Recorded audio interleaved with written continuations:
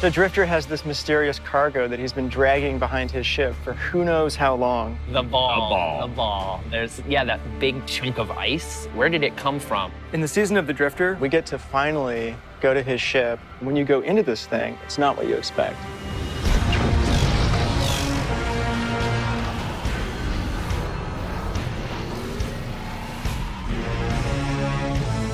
The Drifter has got some of the coolest lore in the game, and this entire release is focused on Drifter.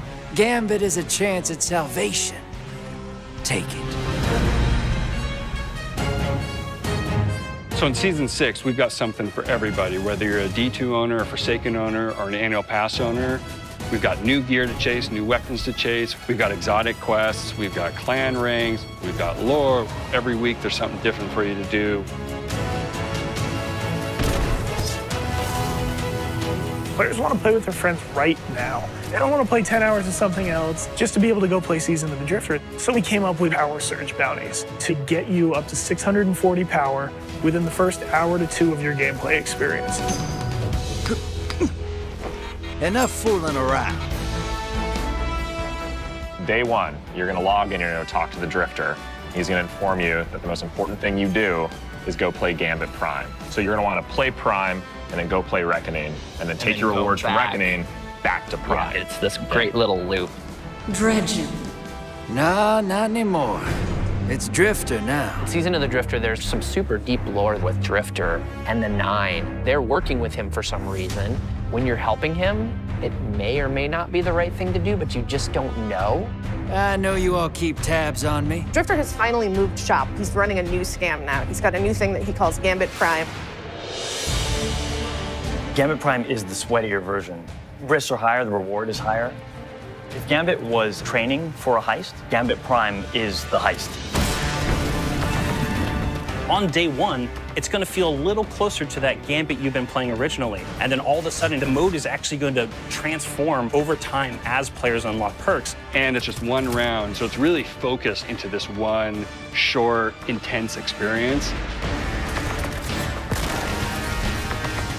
A couple things have changed. A few very important elements that can swing matches too. First of all, players can actually drain motes from an enemy team.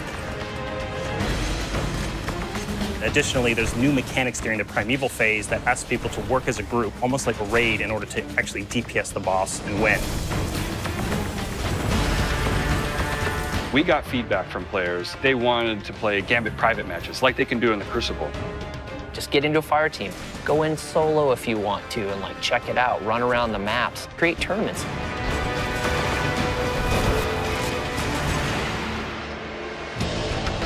In the original Gambit, we had these 4 soft roles.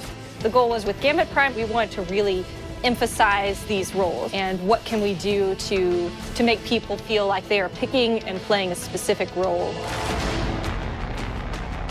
So we built brand new armor sets that allow you to basically lean into the roles that we built for the activity. Calling the Reaper, the person who kills as many combatants as possible. The Collector, the person who collects as many motes as possible to send blockers. The Sentry, the person who's focused on defeating the Taken and helps you kill the Primeval. And then, of course, the classic Invader, who's going to wreak havoc on the other team as many times as possible. We don't actually know how people are going to play different roles, but it's going to be interesting to see how they concoct their teams and go in and play. Yeah.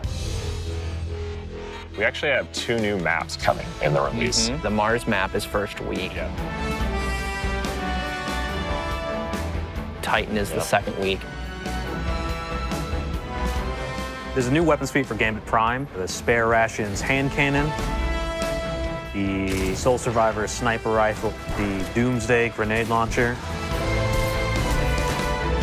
We're really excited about these weapons because not only do they play really, really well, but they look amazing. They look like they were designed by this space biker rebel guy. Who's seen some serious shit? It's a big improvement over Black Armory. Annual Pass owners, day 1, you will have full access to being able to play. soon as you finish your first Gambit Prime match, Reckoning is going to open up. You're teleported into the plains of the Nine, which is this huge, like, vast space.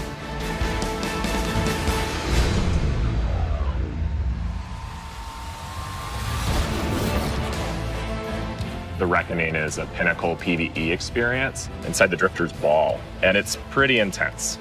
Yeah, it's not easy. It is not easy. When you first get dropped into Reckoning, it's complete chaos. You don't know what's going on. You're going to have to move fast. You're going to have to kill fast. High octane, back against the wall, enemies spawning.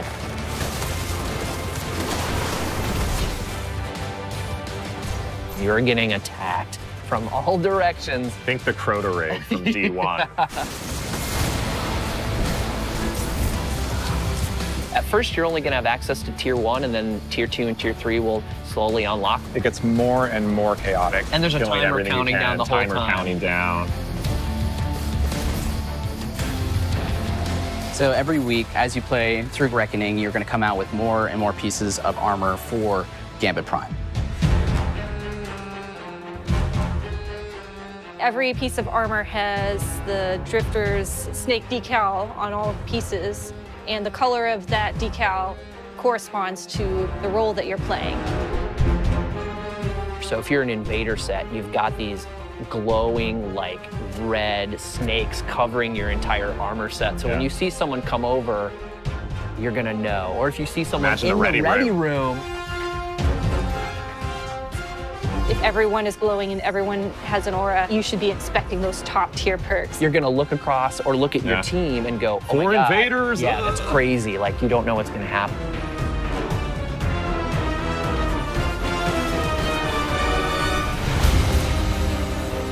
We're really excited for all the content we've got coming out, not just annual pass content. The new Crucible Pinnacle weapon, the new Vanguard Pinnacle weapon, a new spring event coming, which The we've never Revelry. had before, the Revelry. Yeah, week 2, you're going to start your journey to Thorn. I cannot wait to complain about people with Thorn as I'm holding Thorn. Season of the Drifter is really the first time we're coming out really understanding how we want to structure a season of content. Leading into Shape Destiny more in line with what our core community wants.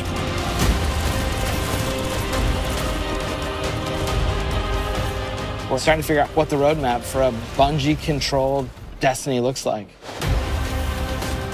This is one of the most exciting times. We're beginning to form up the muscles to make Destiny a quick reacting live game, and I can only see it getting better from here. This is just the beginning of a conversation that we're going to have with you about where Destiny can go. Right now, the team's upstairs testing Season of Opulence. We're already building plans for how to make the thing comes out after that even better. There's a thing that comes out after that? Well, for the next one. Until then, go check out Gambit Prime.